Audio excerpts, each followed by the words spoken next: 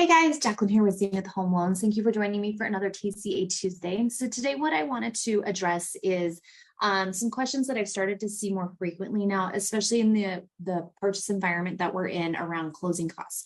A lot of times we're seeing sellers pay for those on the behalf of the buyer, which is wonderful.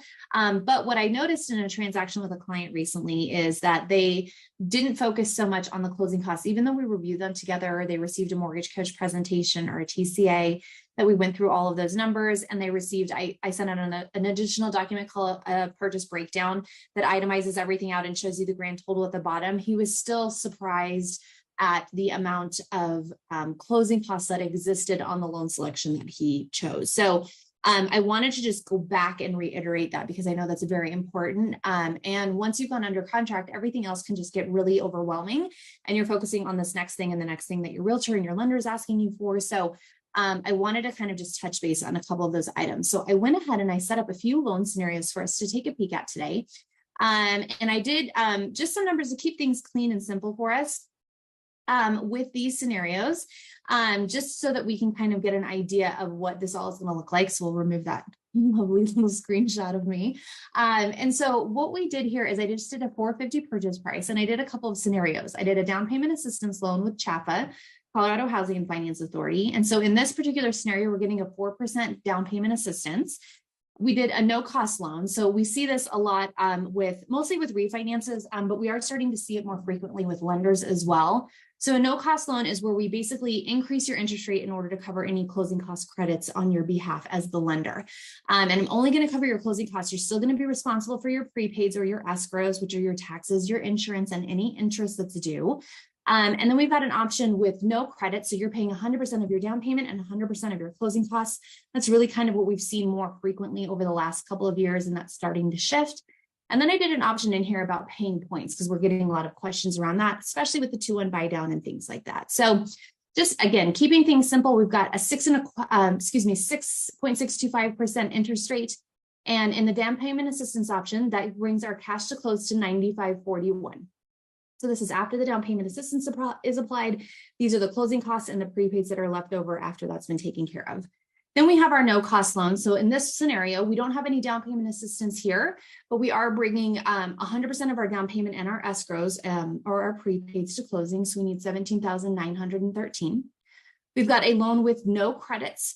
So we are not receiving any credits. We're not receiving any down payment assistance. So total into the transaction would be about $22,386.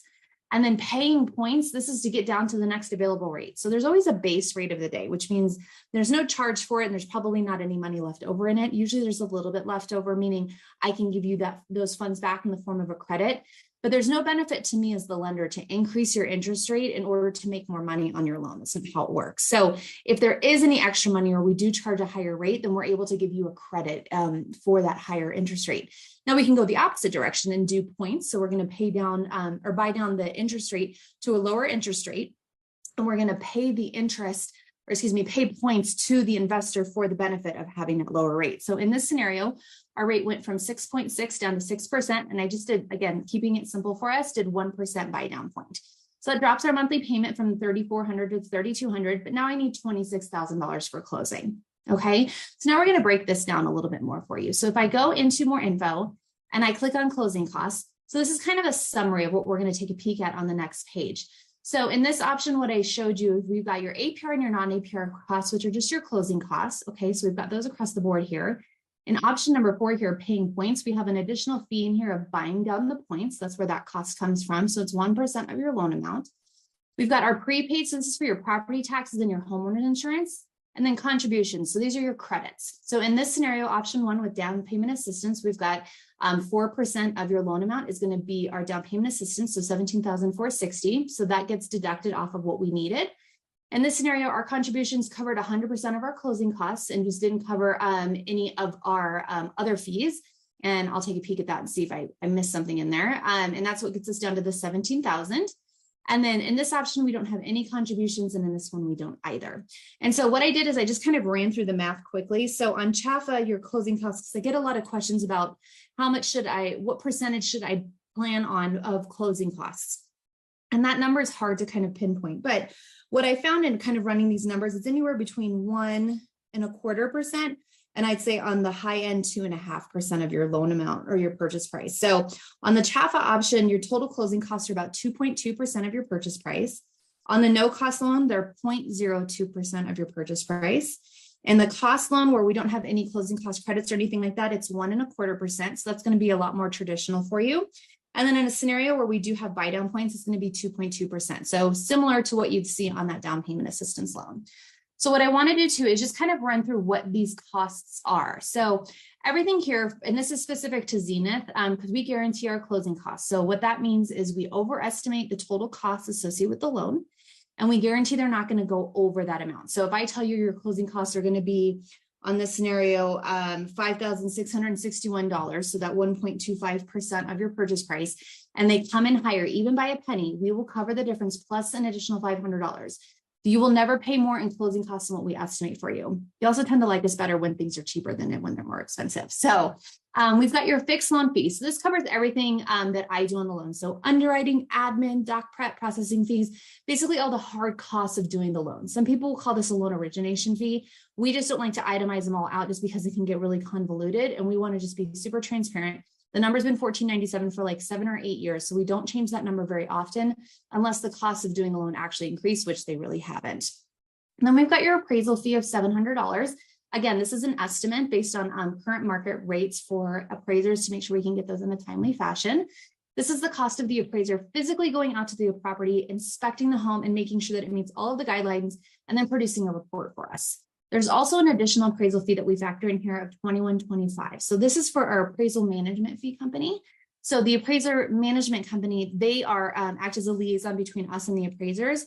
We're basically just looking to make sure that there's nobody trying to influence the value of the home one way or another. So this was a big issue back in 07 and 08 when the market crashed. We had lenders who were kind of bullying appraisers into giving certain values, paying them off, things like that. This kind of negates that from happening. Then we've got your credit report. We estimate that to be $119 depending on how many borrowers are on the transaction. Your flood certification is simply that your flood cert on the home verifies whether or not your property is in a flood zone. If you are in a flood zone, then you would pay for flood insurance. Verification fees, this is for your employment and your income. So some employers use online third-party verifiers in order to verify your income and your employment. Not all of them do that, but the ones who do, there's generally a fee associated with us gathering that data, and that's where this cost comes into play. If your company is not one of those, or you're self-employed and I can just contact an HR department or a CPA directly, then this fee would get completely waived. Same thing with your credit report. If the cost of your report actually comes down in the transaction, which does happen, again, depending on how many people are on the loan and anything that we might need to do, then this cost would come down too. And then we have our settlement title fees, our owner's title, and our lender's policy. So the total of these fees are just your title company fees. Now your title company is going to act as a liaison between us and your seller. They're going to make sure all of your paperwork gets set up correctly, signed correctly, and recorded with the county correctly, making you an owner of a record. They're also going to make sure that the seller, any liens or mortgages that they might have on the property, that those get paid off and released. So similar to when you buy a car, you want clean title. You want the same thing when you buy a house. You're also not responsible for anything that might have taken place on that home prior to taking ownership. So if there's a mechanic's lien or somebody's trying to claim ownership on the property, that's when your title insurance will kick in and they'll get involved with whatever responsible parties and get that resolved for you as best as they can. Then we have our recording fee cost estimated of $200. This is the cost of recording your deed with the county, making you an owner of record. It's also how you get a lot of your really fun junk mail. For CHFA, they also charge a 1% origination fee. It's just the cost of doing business with CHFA. So that fee would be only applicable for a CHFA loan. Then in Colorado, we have a one-time county and state transfer tax of 0.01% of your purchase price. This number will fluctuate up or down depending on the price of the home. There's a CHFA admin fee of $250. This is for them managing that down payment assistance they're going to give to you. Then we have your contribution, which is your down payment assistance, again, 4% of your loan amount. And then you've got hazard insurance reserves, hazard insurance premium, and property tax reserves. So hazard insurance is just a fancy word for homeowners insurance. So we're going to pay that first year's insurance premium for you at closing. So let's say we close in March. We're going to pay insurance from March of 2023 through 2024. And we're going to set up a little bit of padding into your escrow account, which is just a fancy word for savings account for the insurance and your property taxes, so that going forward, there's enough money, always enough money in that account so that they can pay the bills for you. This is the only time in the transaction that we do this. So the reason why it's important to note is because a lot of people figure it's like, well, why am I double paying? and you're not. The reason why we add a little bit extra into the transaction at the into the escrow account at the beginning of the transaction is because you're not going to make a house payment right away. So if we close in March, there's no payment in April. Our first payment will be due in May. Your first property tax bill in Colorado, though, is going to be due in June. Well, you won't have paid a full 6 months into that escrow or savings account by then. So we want to make sure that there's not a shortage. So going forward, those numbers will always be taken care of. Okay, so then down here at the bottom is points. We'll take a look at that on our points one. But if we're paying any buy down points, it would show up here. Prepaid interest is the interest that you pay from the day that we close on the loan to the first day of the following month. If you were prepaying your mortgage insurance or doing an FHA or other government loan that had prepaid mortgage insurance, that would show up here. Borrower paid shows up as a negative number, and it's because of that down payment assistance that we have. Lender paid is the down payment assistance. Seller paid would be any credits that you're receiving from the seller, and then we have your earnest money credit would show up here as well. So if I jump over to our no cost loan, excuse me, you'll see that I've got these all marked. All the fees and everything else are exactly the same. The only difference here is I've got these marked as lender paid, and then we've got our taxes, our homeowner's insurance, and our insurance premium there. Okay, so that's the difference there. If we go to the credit with no credits, or excuse me, the loan with no credits, you'll see that the borrower paid is the 8866, or excuse me, 8886, and that's inclusive of the prepaids. And then we go over to the options with the points. The only difference there is now we've got a number here showing up with points. So hopefully this helps to just create a little bit more clarity for you as far as the actual costs that are associated with the loan.